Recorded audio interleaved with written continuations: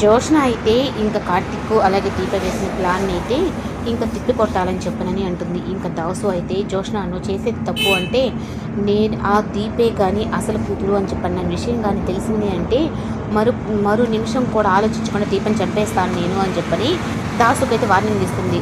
ఇంకా అదంతా కూడా అయితే దశరథ్ అయితే వినేస్తాడు.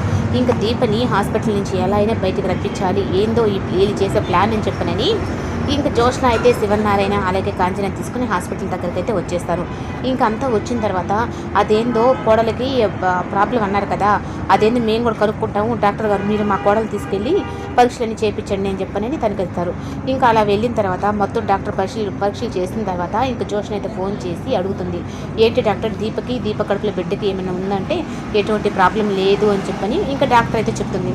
ఇంకా అదంతా చెప్పిన తర్వాత ఇంక కాంచన అయితే ఇంక దీపని కార్తీక్ని నిలదీస్తుంది.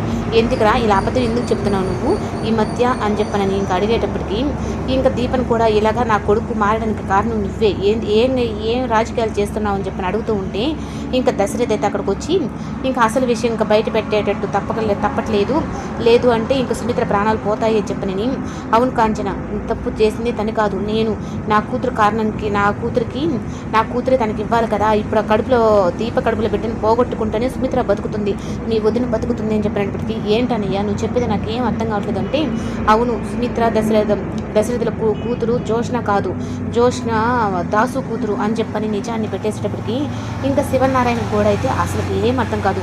ఏంట్రా నువ్వేం మాట్లాడుతున్నావు నీకు అర్థమవుతుందా? అవును నాన్న నా అసలు కూతురు దీప ఇప్పుడు దీప బ్లడ్ శాంపిల్సే సుమిత్రకి మ్యాచ్ అయినాయి అని చెప్పనంటే చూసావా తాతయ్య వీళ్ళు ఎంత నాటకాలు ఆడుతున్నారో అసలు కూతురు నేనుండగా దీప బ్లడ్ శాంపిల్స్ ఎలా మ్యాచ్ అవుతాయి అని చెప్పనంటే ఇంకా శివనారాయణకి నాన్న నేను నీ కొడుకుని చెప్తున్నాను కదా ఇదంతటికి కారణం ఇంత చేయడానికి కారణం ఈ జోష్న ఇప్పుడు అసలు ఈ విషయం కూడా మేము బయట చెప్పకూడదని అనుకున్నాం కానీ చెప్పేంత పరిస్థితికి వచ్చిందని చెప్పని ఇంకా కార్తీక్ అయితే నీ గోతులో నువ్వే పడ్డావు మరదలా అని చెప్పని జోష్న అయితే అంటాడు.